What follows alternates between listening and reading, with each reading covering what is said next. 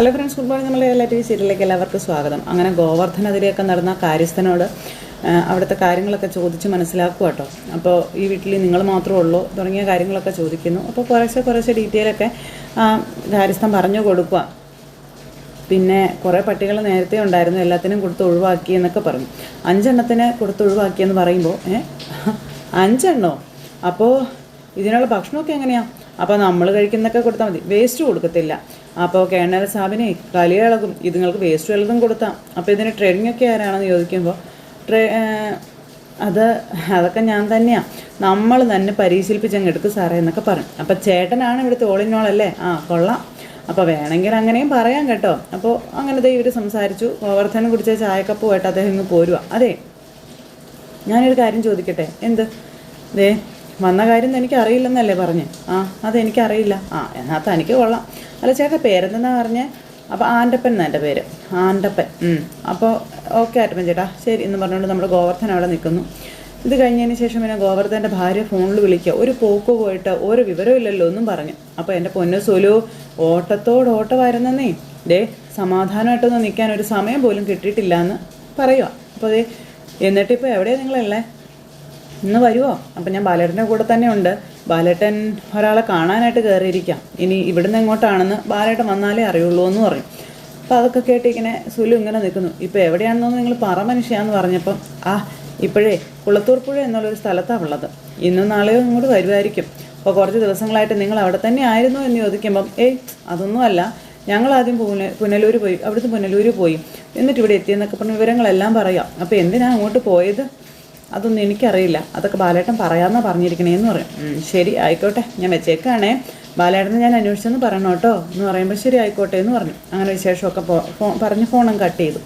അത് കഴിഞ്ഞ് പിന്നെ ബാലേട്ടനിലേക്കും നമ്മുടെ സ്റ്റാലിയിലേക്കും വന്നു. അയാൾ അങ്ങനെ ഇരിക്കുന്നു, ബാലേട്ടൻ അവിടെ അങ്ങനെ നിൽക്കുന്നു. എന്നിട്ട് അങ്ങോട്ടും ഇങ്ങോട്ടും ഇങ്ങനെ നടക്കുക കേട്ടോ. പിന്നെ ഒന്നും മിണ്ടാനില്ല. അയാളാണെങ്കിൽ എന്നിട്ട് എഴുന്നേറ്റ് ബാലേട്ടൻ്റെ അടുത്തേക്ക് ചെന്നിട്ട് I am very sorry mister Balendra Menon എന്ന് പറയാം. അപ്പം നിങ്ങൾ വൈജയന്തിയുടെ ഹസ്ബൻഡാണെന്ന് ഞാൻ അറിഞ്ഞില്ല എന്ന് പറയുമ്പോൾ അതിന് താങ്കൾ എന്നോട് സോറി പറയുന്നത് എന്തിനാ? ഞാൻ വൈജയന്തിയുടെ ഭർത്താവായത് താങ്കളുടെ തെറ്റാണോ എന്ന് ചോദിച്ചു. അതങ്ങനെയല്ലല്ലോ, എൻ്റെ തെറ്റല്ലേ എന്ന് ബാലേട്ടൻ ചോദിക്കും. അതിന് നിങ്ങളെന്തിനാ സോറി പറയുന്നത്? അതിൻ്റെ ആവശ്യമില്ല എന്ന് പറയുമ്പം അതല്ല എൻ്റെ പ്രശ്നം മിസ്റ്റർ ബാലേന്ദ്രൻ. ഞാൻ യുദ്ധകളത്തിലെ ശത്രുക്കളോട് വാറിനിടയിൽ നേരെ യുദ്ധം ചെയ്തിട്ടുള്ള ആളാണ് ഞാൻ. അവരെ നേരിടാൻ വലിയ പ്രയാസമൊന്നും എനിക്ക് തോന്നിയിട്ടില്ല. അവരുടെ ഒന്നും തോക്കിന് മുന്നിൽ ഞാൻ പതറിയിട്ടുമില്ല. പക്ഷേ ഇത് കുറച്ച് കടുപ്പമാണെന്ന് പറയാം. എനിക്കിതങ്ങോട്ട് ഡൈജസ്റ്റ് ആകുന്നില്ല എന്നും എനിക്കിത് എങ്ങനെ എക്സ്പ്രസ് ചെയ്യണമെന്ന് പോലും അറിയില്ല എന്നൊക്കെ അദ്ദേഹം ഇങ്ങനെ പറയണു. അപ്പം ഞാൻ ആരുടെ മുന്നിലാണ് നിൽക്കുന്നത്? ഐ ഫീൽ സോ ബാഡ് എന്നൊക്കെ പറയുമ്പോൾ നോ അങ്ങനെയൊന്നും പറയരുത്, അതിൻ്റെ ആവശ്യമൊന്നുമില്ല എന്ന് നമ്മുടെ ബാലേട്ടൻ പറഞ്ഞു. അപ്പം നിങ്ങൾ എന്നെ സഹതാപത്തോടെ നോക്കുന്നത് അതെൻ്റെ അഭിമാനത്തിന് വ്രണപ്പെടുത്തുമെന്നും നമ്മൾ തമ്മിൽ മത്സരമൊന്നും നടന്നിട്ടില്ലല്ലോ എന്നും ബാലേന്ദ്രൻ പറയാം. അപ്പം നിങ്ങൾ ജയിച്ചയാളോ ഞാൻ തോറ്റുപോയനോ അല്ല എന്ന് പറയുമ്പം നമുക്കിത് നീട്ടിക്കൊണ്ട് പോകണ്ട, ഇവിടെ വെച്ച് നിർത്തുന്നതാണ് ഉചിതം, പരസ്പരം തിരിച്ചറിഞ്ഞ സ്ഥിതിക്ക് എന്ന് സ്റ്റാലിൻ പറയും. അപ്പം അത് കേട്ടപ്പം ബാലേട്ടനൊന്ന് ചിരിച്ചു. ഇവിടെ വെച്ച് നിർത്താൻ പറ്റില്ലല്ലോ. ഒന്നുകിൽ നിങ്ങളിവിടെ വരരുതായിരുന്നു, അല്ലെങ്കിൽ എന്നോട് ഇതൊന്നും വെളിപ്പെടുത്താൻ പാടില്ലായിരുന്നു എന്നും സ്റ്റാലിൻ പറയാം. ഇനി എനിക്ക് നിങ്ങളോട് സംസാരിക്കാൻ ബുദ്ധിമുട്ടുണ്ട് എന്ന് പറയുമ്പം ബാലേട്ടൻ ഒന്ന് ചിരിച്ചിട്ട് എനിക്കും കൂടുതൽ സംസാരിക്കണമെന്നൊന്നുമില്ല, വൈജയന്തിയും താങ്കളും തമ്മിലുള്ള 23 വർഷങ്ങൾക്ക് മുൻപുണ്ടായ റിലേഷൻഷിപ്പിനെ പറ്റി ഞാൻ അറിഞ്ഞിട്ട് വളരെ കുറച്ച് മാസങ്ങൾ മാത്രമേ ആയിട്ടുള്ളൂ എന്ന് ബാലേട്ടൻ പറഞ്ഞു. നിങ്ങളെ തേടി പിടിച്ച് വന്ന് ഇവിടെ വന്ന കാര്യങ്ങൾ പറയേണ്ടതായിട്ടുള്ള കടപ്പാടോ കടമയോ ഒന്നും എനിക്കില്ല എന്നുള്ള കാര്യം നിങ്ങൾക്കറിയാമല്ലോ. പിന്നെ ഭാര്യയുടെ മുൻ കാമുകൻ്റെ മുഖം കാണാൻ ആഗ്രഹിക്കുന്ന ഒരു ഭർത്താവും ഈ ലോകത്തുണ്ടെന്ന് എനിക്ക് തോന്നുന്നില്ല എന്നും ബാലേന്ദ്രൻ പറയും. പിന്നെ എന്തിനാണ് മിസ്റ്റർ ബാലേന്ദ്രൻ ഇങ്ങോട്ട് വന്നത്? എന്തുകൊണ്ടാണ് എന്നോട് ഇതെല്ലാം തുറന്നു പറഞ്ഞതെന്ന് അദ്ദേഹം ചോദിച്ചു. അപ്പോൾ ബാലേട്ടൻ പറഞ്ഞു, ഞാൻ എല്ലാം പറയാം. 23 വർഷങ്ങൾക്ക് മുൻപ് നിങ്ങൾ വൈജയന്തി ഒരു കുഞ്ഞിനെ ജനിപ്പിച്ചില്ലേ എന്ന് ചോദിച്ചു. നിങ്ങൾ തമ്മിലുണ്ടായിരുന്ന റിലേഷൻഷിപ്പ് മാത്രമേ ഇല്ലാണ്ടായിട്ടുള്ളൂ എന്നും അതിൽ നിങ്ങൾക്ക് ജനിച്ച കുഞ്ഞ് വളർന്നു വലുതായി ഈ ലോകത്ത് ജീവിച്ചിരിപ്പുണ്ടെന്ന് പറയുമ്പോഴത്തേക്ക് സ്റ്റാലിൻ എന്നാണ്ടെങ്കിൽ അന്തം വിട്ടിങ്ങനെ നോക്കുവാണ്. അയ്യോ, കയ്യും കാലൊക്കെ വിറയ്ക്കാൻ തുടങ്ങി. അദ്ദേഹത്തിനാണെങ്കിൽ എന്താ പറയണ്ടേന്ന് പോലും അറിയത്തില്ല. അപ്പോൾ ദേ നിങ്ങളെന്നെ തുറച്ചു നോക്കുകയൊന്നും വേണ്ട, അത്ഭുതം ഒന്നും സംഭവിച്ചിട്ടില്ല എന്നും വൈജയന്തി പൂർണ്ണ ഗർഭിണിയായിരുന്ന സമയത്താണ് കൊല്ലപ്പള്ളിക്കാർ അപ്പോൾ അവളെ വിളിച്ചുകൊണ്ട് പോയതെന്നുള്ള കാര്യവും നിങ്ങൾക്കറിയാം.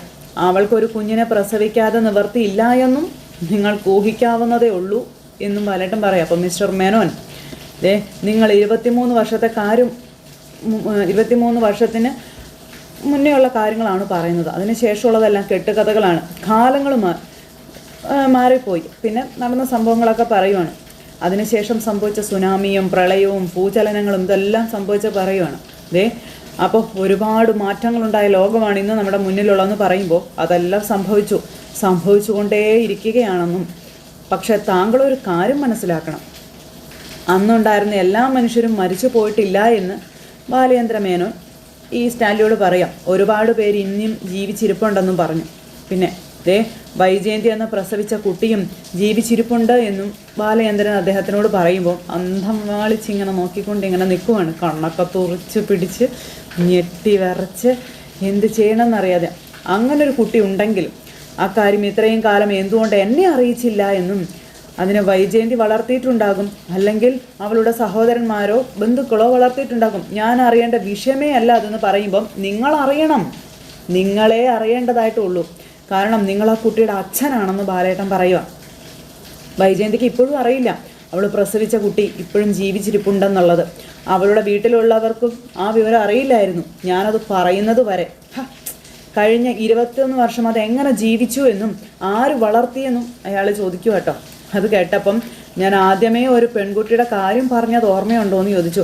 നായ്ക്കളെ സ്നേഹിക്കുന്ന ഒരു പെൺകുട്ടി ഓർമ്മയുണ്ടോ? അത് നിങ്ങളുടെ മകളാണെന്ന് പറയുമ്പോഴേക്കും സ്റ്റാലി അന്താളിച്ചിങ്ങനെ നോക്കുവാണ്. അയ്യോ, എല്ലാം കയ്യിൽ നിന്ന് പോയി. ആകെ പരിഭ്രമിച്ച, ആകെ ഇല്ലാത്തൊരവസ്ഥയിൽ ഇങ്ങനെ നോക്കുക. അയാൾക്ക് പിന്നെ മിണ്ടാട്ടമില്ല. 6 മാസം മുൻപ് വരെ അവളൊരു ഓർഫണേജിലായിരുന്നുവെന്നും കൃത്യമായിട്ട് പറഞ്ഞാൽ 22 വർഷക്കാലം അവൾ അനാഥയായി ജീവിക്കുകയായിരുന്നു എന്ന് ബാലേട്ടൻ സ്റ്റാലിയോട് പറയണം. അതെല്ലാം കേട്ട് സ്റ്റാലി ഇങ്ങനെ നാവിറങ്ങിപ്പോയി ഇങ്ങനെ അവിടെ നിൽക്കുക കേട്ടോ. ഇനി എങ്ങോട്ടും അവളെ അങ്ങനെ ജീവിക്കണം, ഇനി അങ്ങോട്ട് അവൾ എങ്ങനെ ജീവിക്കണമെന്ന് നിങ്ങളാണ് തീരുമാനിക്കേണ്ടത്. അവളുടെ പേര് അലീന എന്നാണെന്ന് പറയുമ്പോഴത്തേക്കും കണ്ണൊക്കെ നിറഞ്ഞിങ്ങനെ ബാലേട്ടനെ നോക്കുവാണ് സ്റ്റാൻലി. സ്വന്തം മകളുടെ പേര് കേട്ട് കഴിഞ്ഞപ്പോഴേ എന്തെങ്കിലും പറയാനുണ്ടോ നിങ്ങൾക്കെന്ന് ചോദിക്കുമ്പം അവൾക്കറിയാമോ ഞാനാണ് അവളുടെ അച്ഛനെന്ന് അറിയാമോ എന്ന് ചോദിക്കുമ്പോൾ ഇല്ല, ഇതുവരെ ഞാൻ അവളോട് പറഞ്ഞിട്ടില്ല എന്ന കാര്യം ബാലേട്ടൻ പറയുന്നു. വൈജയന്തിക്ക് അറിയാമോ അവളുടെ മകളാണ് അലീനയെന്ന്? ഇല്ല എന്ന് ബാലേട്ടൻ പറഞ്ഞു. ഇതുവരെ വൈജയന്തി അറിഞ്ഞിട്ടില്ല എന്നും ബാലേട്ടൻ പറയൂ കേട്ടോ. ആ മനുഷ്യൻ്റെ കയ്യും കാലും ഇങ്ങനെ വിറച്ചുകൊണ്ടിരിക്കാം. നിലവിൽ അവളുടെ അവസ്ഥ എന്താണ് എന്ന് സ്റ്റാലി അന്നേരം ചോദിച്ചു. അപ്പോൾ എൻ്റെ വീട്ടിൽ ജോലിക്കാരിയായിട്ട് വന്നവളാണെന്ന കാര്യം ബാലേട്ടൻ പറയുക. അത് കേട്ടപ്പോൾ ഇയാൾ ഇങ്ങനെ ദയനീയമായിട്ട് നോക്കുവാണ്. പിന്നെ ബാലേട്ടൻ സംഭവിച്ച കാര്യങ്ങൾ മുഴുവൻ ഇയാളോട് പറഞ്ഞു. അവൾ ഇപ്പോൾ അവൾ അവിടെ നിന്ന് ഇറങ്ങാൻ നിൽക്കുകയാണെന്ന് പറയുമ്പം അവൾ എങ്ങോട്ട് തിരിച്ചു പോകും? ഓർഫണേജിലേക്കാണോ എന്ന് ഈ സ്റ്റാലിൻ ചോദിച്ചു. അപ്പോൾ ആ ഒരു ഓർഫണേജ് അത് നിലവിലില്ല, കൂട്ടിപ്പോയെന്ന് ബാലേട്ടൻ പറയാം. മറ്റേതെങ്കിലും സ്ഥാപനത്തിലോ അല്ലെങ്കിൽ വീടുകളിലോ ഒക്കെ പോയി എന്തെങ്കിലുമൊക്കെ ചെയ്യണം. അപ്പം ഞാൻ എന്തെങ്കിലും സാമ്പത്തിക സഹായം ചെയ്യണമെന്നാണോ നിങ്ങൾ ഉദ്ദേശിക്കുന്നത് എന്ന് സ്റ്റാലിൻ ചോദിക്കുക കേട്ടോ. അത്തരം സഹായങ്ങളൊന്നും എന്തായാലും അവൾ പ്രതീക്ഷിക്കുന്നില്ല. അന്തസ്സായി ജോലി ചെയ്ത് ജീവിക്കുന്ന കാര്യങ്ങളാണ് അവൾക്കിഷ്ടം എന്നിങ്ങനെ പറയുമ്പം ഞാൻ എന്താണ് ചെയ്യേണ്ടതെന്ന് നിങ്ങളൊന്ന് പറയാൻ പറഞ്ഞു. അന്നേരം പറയാം, എല്ലാം ഞാൻ പറയാം. സ്വന്തം മകളായിട്ട് അവളെ അംഗീകരിക്കാനും സ്വീകരിക്കാനും ഇവിടെ കൊണ്ടുവന്ന് താമസിപ്പിക്കാനും നിങ്ങൾ തയ്യാറാണോ എന്ന് ബാലേട്ടൻ സ്റ്റാലിയോട് ചോദിക്കുമ്പോൾ സ്റ്റാലിൻ ഇങ്ങനെ അന്തം വിട്ട് ബാലേട്ടനെ തന്നെ നോക്കി നിൽക്കുക. അയാൾക്കത് പറ്റത്തില്ലല്ലോ. അപ്പോൾ അയാൾ ഇങ്ങനെ ഒരു നിമിഷം തല കുനിച്ചിങ്ങനെ നിന്നു. അയാൾ എന്നിട്ട് ആലോചന തുടങ്ങി. അപ്പോൾ ബാലേട്ടൻ അവിടെ തന്നെ നിൽക്കും. ഇയാൾ പറയുന്ന ഇയാളുടെ ഉത്തരം കിട്ടാൻ വേണ്ടി കുറേ നേരം നടന്നു, കുറേ നേരം ഇരുന്നു, കുറേ നേരം കിടന്നു. സമയത്ത് പിന്നെ നമ്മുടെ ഗോവർദ്ധൻ ഇങ്ങനെ പുറത്തോടെ അങ്ങോട്ടും ഇങ്ങോട്ടും നടക്കുക കേട്ടോ. നടന്ന് പിന്നെ കുറച്ച് കഴിഞ്ഞപ്പോഴത്തേക്കും അകത്തേക്ക് കയറി ചെല്ലുക. കാരണം എത്ര നേരം എന്ന് വെച്ചാൽ പുറത്ത് ഇങ്ങനെ നിൽക്കുന്നത്. അങ്ങനെ കയറി ചെന്നു. പിന്നെ വേണ്ട, ഒരു പേടി. പിന്നെ തിരിച്ചിങ്ങോട്ട് ഇറങ്ങിപ്പോന്നു. അപ്പോഴാണ് ആൻ്റപ്പൻ ചേട്ടനല്ലേ പോകണം. ആൻ്റപ്പൻ ചേട്ടാ എന്നും പറഞ്ഞ് വിളിച്ചു കേട്ടോ. അപ്പോൾ എന്താ കാര്യം? അപ്പോഴത്തേക്കും ആൻ്റപ്പൻ ചേട്ടാ, അതെ എന്തു പറ്റി? അവന്മാരാരെങ്കിലും പിന്നെ വന്നോ എന്ന് ചോദിക്കുമ്പോൾ ഏതവന്മാർ? എടോ ചാർലി, ടോമിയോ, മുരളി ആരെങ്കിലും വന്നോ? അവരാരും വന്നിട്ടൊന്നുമില്ല. ഞാൻ വേറൊരു കാര്യം ചോദിക്കാനാണ് വന്നത്. എന്ത് കാര്യം? അല്ല, എൻ്റെ കൂടെ വന്ന ആളെവിടെയെന്ന് ചോദിച്ചു. അയാളകത്ത് കേണൽ സാറിൻ്റെ അടുത്ത് സംസാരിച്ചുകൊണ്ടിരിക്കുകയാണെന്ന് പറഞ്ഞപ്പോൾ ചേട്ടാ ഇതുവരെ സംസാരം കഴിഞ്ഞില്ലേ? കുറേ നേരം ആയല്ലോ, ഇത് എന്നെ ഇത് ഷോ ഇനിയിപ്പോൾ ഇന്നും വീട്ടിൽ പോക്ക് നടക്കത്തില്ലല്ലോ ദൈവമേ, ലേറ്റ് ആയല്ലോ എന്നൊക്കെ പറഞ്ഞുകൊണ്ട് ഇങ്ങനെ നിൽക്കുമ്പം പോയിട്ട് എന്തെങ്കിലും അത്യാവശ്യം ഉണ്ടായിരുന്നോ എന്ന് ചോദിച്ചു. അതല്ല, അപ്പം നേരെ ഇരുട്ടിയാൽ പിന്നെ ഇന്ന് പോക്ക് നടക്കത്തില്ല. ഷോ ഇന്നും എവിടെയെങ്കിലും റൂം എടുത്ത് തങ്ങേണ്ടതായിട്ട് വരും. അതൊക്കെ ഒരു പ്രശ്നമാണോടോ. അപ്പോൾ ദേ എനിക്ക് ഒരു സഹായം ചെയ്തു തരാൻ പറ്റുമോ ചേട്ടന്? അപ്പോൾ എന്നതാണെന്ന് ചോദിച്ചു. പറ്റുന്നതാണെങ്കിൽ ഞാൻ നോക്കാം, അത് പിന്നെ ഇനിയും ലേറ്റ് ആകുമെന്ന് ഒന്ന് ചോദിക്കാമോ എന്ന് ചോദിച്ചു. അപ്പോൾ 3-4 ദിവസമായിട്ട് നല്ല ഓട്ടമാണ്, ഒന്നും ഉറങ്ങാതെ ഇനി വണ്ടി ഓടിയിട്ട് പറ്റത്തില്ല. അതെയോ? ലേറ്റ് ആകുമെങ്കിൽ പിന്നെ അതിനനുസരിച്ച് പ്ലാൻ ചെയ്യാമല്ലോ എന്ന് വിചാരിച്ചിട്ടാണെന്ന് പറഞ്ഞപ്പം ഞാൻ അവർ സംസാരിക്കുന്ന ഇടയ്ക്ക് ചെന്ന് കയറാനോ തഹാനന കോലയ്ക്ക് കൊടുക്കാനാണോടോ? അയ്യോ ഇത് മാത്രമൊന്നും ചേട്ടൻ ചോദിച്ചാൽ മതി, വേറെ ഒന്നും ചോദിക്കണ്ട. ഛേദമില്ലാത്തൊരു ഉപകാരമല്ലേ ഏട്ടാ, അങ്ങനെ മാത്രം കണ്ടാൽ മതി ചേട്ടാ. നല്ല ഛേദമുണ്ട് എനിക്ക്. അല്ല ലേറ്റ് ആകുമെന്ന് മാത്രം ഒന്ന് ചോദിച്ചാൽ മതി ചേട്ടാ.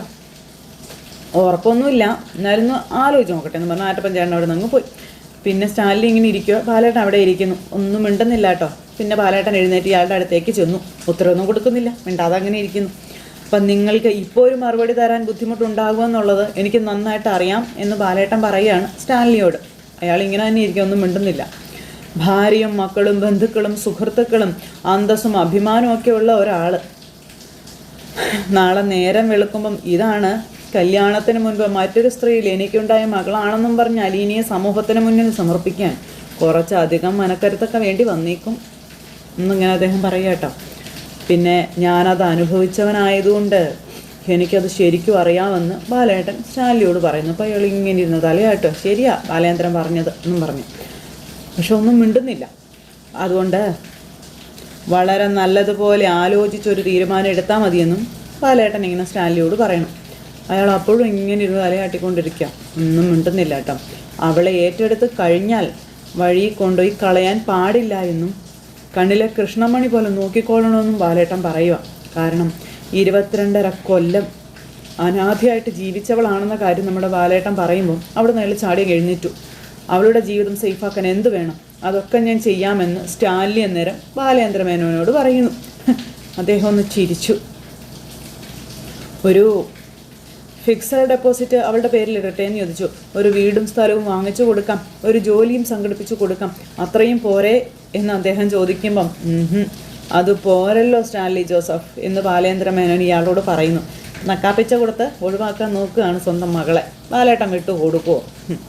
അവളെ നിങ്ങളുടെ മകളായി അംഗീകരിച്ച് സ്വീകരിച്ച് നിങ്ങളോടൊപ്പം താമസിപ്പിക്കുന്നതിൽ കുറഞ്ഞ് ഓരോത്തുതീർപ്പിനും ഞാൻ തയ്യാറല്ല എന്ന് ബാലേന്ദ്ര മേനോൻ പറയുക. കാരണം എൻ്റെ മകളല്ലായിരുന്നിട്ടും ഞാൻ അവൾക്ക് എൻ്റെ മകളുടെ സ്ഥാനമാണ് കൊടുത്തതെന്ന് ബാലേന്ദ്ര മേനോൻ ഈ സ്റ്റാൻലിയോട് പറയുക. ഇയാൾക്കും എല്ലാം പറയാനുണ്ടോ? ദേ അവൾ എന്നെ വിളിക്കുന്നത് സ്വന്തം മകൾ വിളിക്കുന്നത് പോലെ അച്ഛ എന്ന് തന്നെയാണെന്ന് പറയുമ്പം ആ മനുഷ്യൻ്റെ നന്മയൊക്കെ ഓർത്ത് ഇയാളിങ്ങനെ ഇതായിട്ട് ഇങ്ങനെ നോക്കുക കേട്ടോ. അത്രയ്ക്ക് നല്ലൊരു മനുഷ്യനാണ് ബാലേന്ദ്ര മേനോൻ എന്നുള്ളത്. അതിൽ കുറഞ്ഞ ഒരു സ്ഥാനവും അവൾക്ക് വേണ്ട. അവൾ സമ്മതിച്ചാലും ഞാൻ സമ്മതിക്കത്തില്ല സ്റ്റാൻലി ജോസഫ്, ഞാൻ സമ്മതിക്കില്ല. ഇയാളാകെ ധർമ്മസങ്കടത്തിലായി. എനിക്ക് കുറച്ച് ആലോചിക്കണം മിസ്റ്റർ മേനോൻ, നിങ്ങൾ പറയുന്നത് പോലെ അത്ര ഈസി അല്ല ഒന്നും എന്ന് പറഞ്ഞപ്പോൾ ആലോചിച്ചത് പറഞ്ഞാൽ മതി.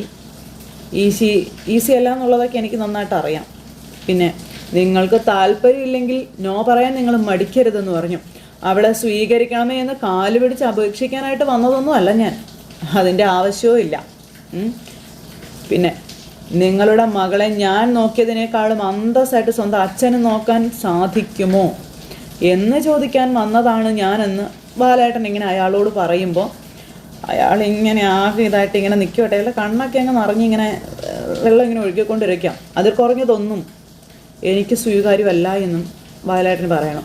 അത്ര മാത്രമേ എനിക്ക് നിങ്ങളോട് പറയാനുള്ളൂ എന്നും അതെല്ലാം പറഞ്ഞ് നമ്മുടെ ബാലേട്ടൻ അവസാനത്താക്കിയതും കൊടുത്തു. നിങ്ങൾ ആലോചിക്കുക, ഞാനിപ്പോൾ തിരിച്ചു പോവുകയാണെന്നും പറഞ്ഞ് ബാലേട്ടൻ്റെ അഡ്രസ്സും കൊടുത്തു പോവുകയാണ്. അപ്പോൾ വൈജയന്തി എൻ്റെ ഭാര്യയാണെന്നുള്ള കാര്യം നിങ്ങളങ്ങ് മറന്നേക്കാനും ബാലേട്ടൻ അയാളോട് പറയുവാണ്. എല്ലാം പറയാനുണ്ടോ? ഒന്നും പറയാനില്ല. അലീന വൈജയന്തിയുടെ മകളാണെന്നുള്ള കാര്യവും നിങ്ങളങ്ങ് മറന്നേക്കാൻ പറഞ്ഞു. ഇയാളെപ്പോഴും കരഞ്ഞുകൊണ്ട് അവിടെ നിൽക്കുക കേട്ടോ. നിങ്ങൾക്ക് നിങ്ങളുടെ മകളെ വേണമോ വേണ്ടയോ അതുമാത്രം നിങ്ങൾ തീരുമാനിച്ചാൽ മതിയെന്ന് പറഞ്ഞു. അങ്ങനെ അയാളുടെ ഓരോ എന്നാ പറയുന്നത് വീക്ക് പോയിന്റുകളും കുത്തി വ്രണപ്പെടുത്തിയിട്ടാണ് നമ്മുടെ ബാലേട്ടൻ പോകുന്നത്. അയാളുടെ മനസാക്ഷിയെ പോലും കുത്തി വ്രണപ്പെടുത്തിയിട്ട് പോട്ടെ എന്ന് പറഞ്ഞ് നമ്മുടെ ബാലേട്ടൻ അവിടെ നിന്ന് പോരുന്നു. ഇയാളിവിടെ സ്തംഭിച്ച് നിൽക്കുന്ന ആ ഒരു സിറ്റുവേഷനും കാര്യങ്ങളും കാണിച്ചുകൊണ്ട് ഇന്നത്തെ നമ്മുടെ കഥ അവസാനിച്ചു. ഇനിയിപ്പോൾ നാളെ ഗോവർദ്ധനോട് കഥകളൊക്കെ പറയുന്നുള്ളതാണ് ഒരു വിശ്വാസം. അപ്പോൾ എല്ലാവരും കാത്തിരുന്ന് കാണണം കേട്ടോ. എല്ലാവർക്കും നല്ലൊരു ദിവസം ആശംസിക്കാനേ. ടാറ്റാ.